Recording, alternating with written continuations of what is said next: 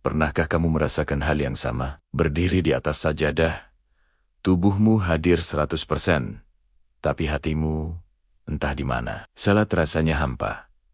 Seperti sebuah rutinitas kosong tanpa jiwa. Ayat-ayat yang dibacakan imam seolah hanya lewat di telinga.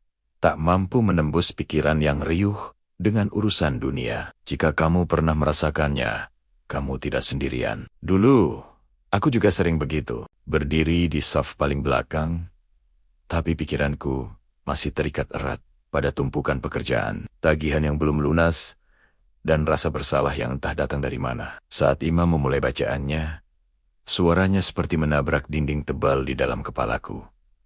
Tidak tembus sama sekali. Aku merasa seperti robot yang hanya melakukan gerakan tanpa makna. Jujur, aku hampir menyerah. Aku merasa mungkin khusyuk memang bukan untuk orang sepertiku. Tapi di suatu malam, saat sujud terakhir, aku berhenti melawan semua pikiran itu. Aku berhenti berpura-pura kuat. Aku biarkan semuanya tumpah. Aku akui di hadapannya, aku lelah.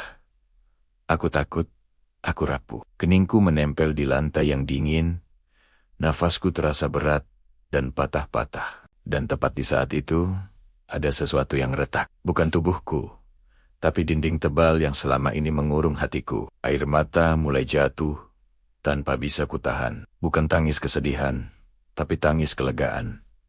Disitulah aku sadar. Ternyata khusyuk itu bukan tentang mengosongkan pikiran dari segala masalah dunia. Itu mustahil. Khusyuk adalah tentang membawa semua masalah itu ke hadapannya. Membawa semua beban kita, semua ketakutan kita, dan meletakkannya di atas sajadah. Mengakui bahwa kita lemah dan hanya Dia yang maha kuat. Keajaibannya, khusyuk tidak datang seperti petir yang menyambar.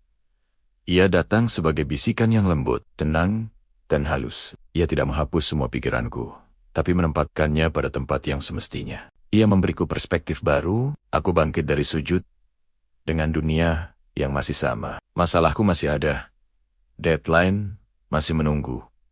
Tapi hatiku berbeda. Hati yang terasa lebih ringan, lebih lapang, dan lebih tenang. Untuk pertama kalinya setelah sekian lama, salat benar-benar terasa seperti pulang ke rumah. Tempat di mana aku bisa menjadi diriku seutuhnya, tanpa topeng, tanpa kepura-puraan. Tempat di mana aku diterima dengan segala kekuranganku. Jadi, jika saat ini kamu sedang berjuang mencari khusyuk, jangan menyerah. Coba bawa seluruh dirimu, termasuk semua beban dan kerapuhanmu, ke dalam salatmu. Bicaralah padanya, bahkan dalam diam. Karena sesungguhnya, Dia selalu menunggu kita untuk pulang. Terima kasih sudah menonton. Semoga cerita ini bisa menjadi pengingat bagi kita semua. Jangan lupa subscribe untuk konten lainnya yang bisa menemani perjalanan spiritualmu. Sampai jumpa.